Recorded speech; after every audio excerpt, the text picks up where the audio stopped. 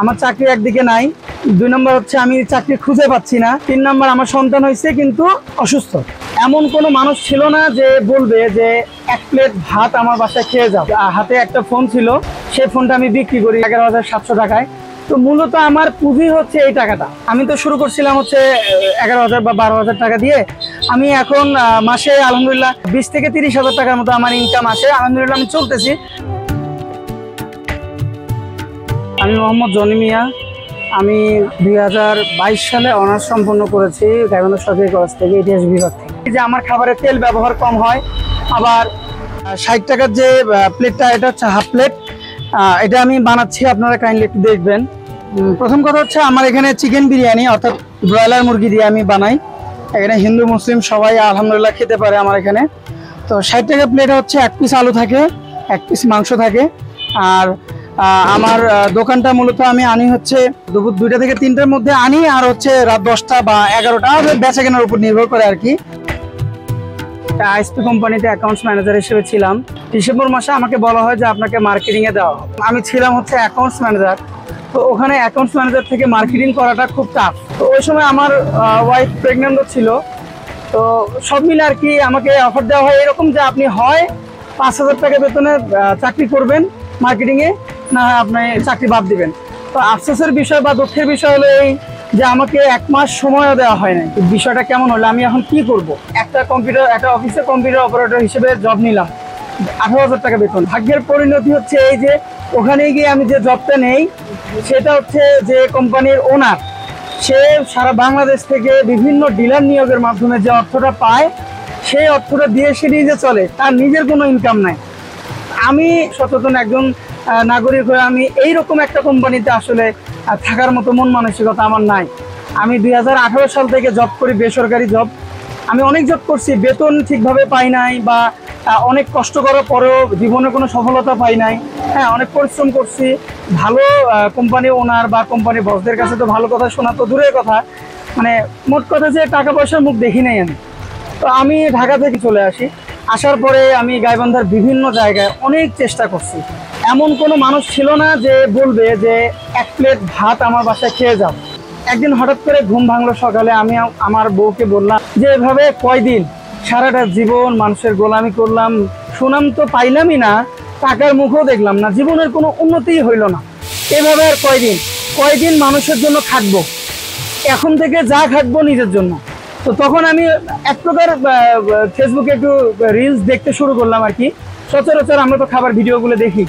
তো হঠাৎ করে বিরিয়ানি একটা আইডিয়া আসলো আমার মাথায়, এবং আমি সাথে সাথে বললাম যে আচ্ছা বিরিয়ানি বিক্রি করলে কেমন হয়, অল্প দামে ফুটপাতে বিরিয়ানি বিক্রি করলে কেমন হয়। আমার বউ এক কথাই বললো যে তুমি পারবা, তোমার মানুষের সাথে মেশার সক্ষমতা অনেক বেশি, তুমি এঙ্গেজমেন্ট খুব দ্রুত বাড়াইতে পারবা মানুষের সাথে। বিশ্বাস করেন আমার এই বউয়ের কথায় আমার আত্মবিশ্বাসটা আরো অনেক বেড়ে গেছে। আল্লাহ তাআলা সবাইকে এমন বউ দান করুক যারা স্বামীর বিপদের সময় অন্তত পাশে থাকে। আমি পরের দিনই আমার হাতে একটা ফোন ছিল, সেই ফোনটা আমি বিক্রি করি 11,700 টাকায়। তো মূলত আমার পুঁজি হচ্ছে এই টাকাটা। আমি ব্যবসাটা শুরু করতে যাচ্ছি, ভালো কাজ শুরু করতে যাচ্ছি, কিন্তু দীর্ঘ বৃষ্টি, অনেক বৃষ্টি।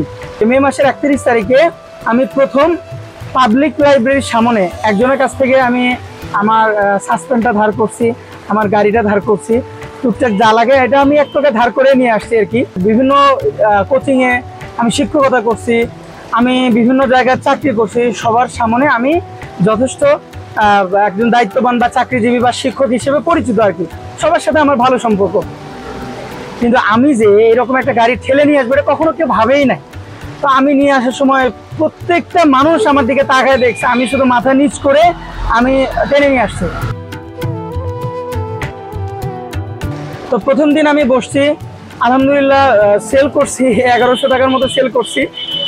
যদিও 2500 টাকার মতো বেচার কথা ছিল, কিন্তু আমি 1100 টাকা বিক্রি করছি, বাকিটা আমার লস। আমার কাছে হচ্ছে চিকেন বিরিয়ানি পাওয়া যায়।